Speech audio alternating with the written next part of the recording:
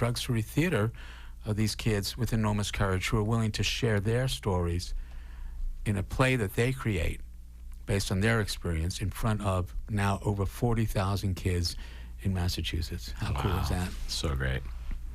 And that's something that we're going to be launching you have big soon, news. right? You have big news about Drug Story Theater too, right? You've found a distribution outlet. We are creating a distribution outlet, yes, because we have a video of one of our shows. It's called Second Chances. It's targeting 6th graders and middle schoolers. And I have a goal, which I am willing to put out there publicly. Let's hear your goal, buddy. Yes. Last name is Strand.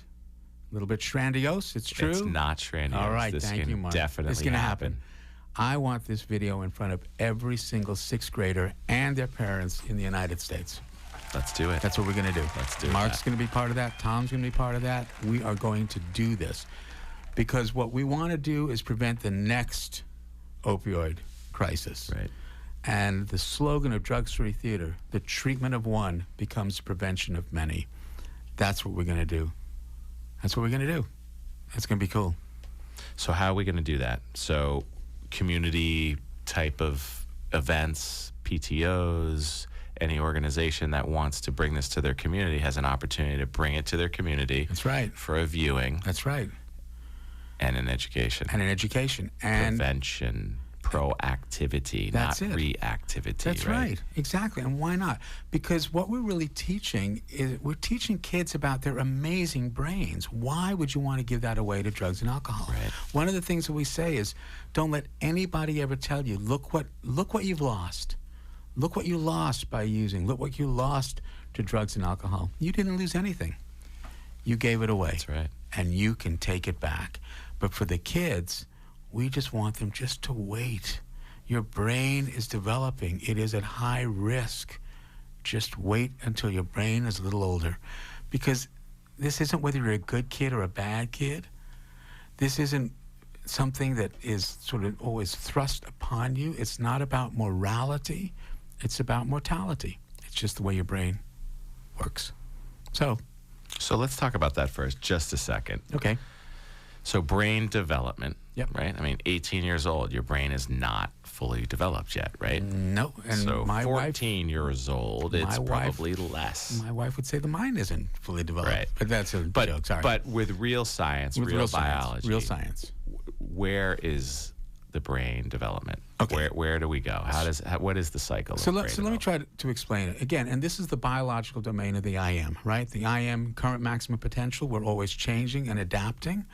So I believe, and science shows, that your brain develops and matures following evolution, right? So the first part of the brain that is ready to go at birth is the brain stem. It is the bottom part of the brain that's connected directly to your spinal cord, and it is responsible for all the automatic things, breathing, heart rate, things like that. What happens to kids who are born without functioning brain stems? They die. Yeah. Right? Because they can't breathe. Right? Right? The brain stem is this critical part. So that part is ready to go at birth, and it's called myelination. We measure maturity of the brain by myelination. It's this fancy word. Imagine the brain is full of all these neurons, which are basically electrical wires, and they need an insulation around them to transmit their electricity from one part to the other. The more of that wire you have, the more insulation that you need, right? So the insulation is there in the brainstem, but it is not there actually that much in the motor cortex, which is right at the top of your brain. So if you've seen babies, right? So they're squiggling around, but they're not slam dunking basketballs because the motor cortex, which is at the very top of your brain, is not fully myelinated. It takes longer. The next part of the brain that we evolved was the limbic system. It is this ancient part of the brain. It wraps around the brainstem. It is responsible for impulses, for emotions, for irrational thought, for memory. And it happens to be where addictions live. And the brain matures from the bottom up, right? So you've got the limbic system that is getting more mature as you grow older, but on top of that is this huge part of the brain, new brain, new cortex brain, our neocortex. This remarkable part of the brain that has so many functions, but right at the front of him is the frontal lobe and the prefrontal cortex. You put your hand on your forehead, right behind there, the prefrontal cortex, responsible for thinking, for rational thought, for solving problems, executing a plan, and anticipating what will happen next. The brain matures from the bottom up. So teenage brains, the limbic system, is more in control of your brain than the prefrontal cortex. So let's just talk about chronology, though. Like, what age are we talking about? So, you know, you've got a 14-year-old, you've got an 18-year-old, you've got a 21-year-old, you've got a 25-year-old. Yep. Where are we in brain development? So by the age of 21 to 25, but 21, your prefrontal cortex is now much more myelinated. It is beginning to take over. You're beginning to think about the future, beginning to think about what will happen next.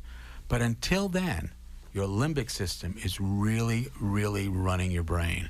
It is about an impulsive thing. We've all been teenagers. How many times have we done things impulsively and slapped our forehead? Going, what was I thinking? As if you're trying to jumpstart your prefrontal cortex. So that's the brain. That limbic brain is the teenage brain.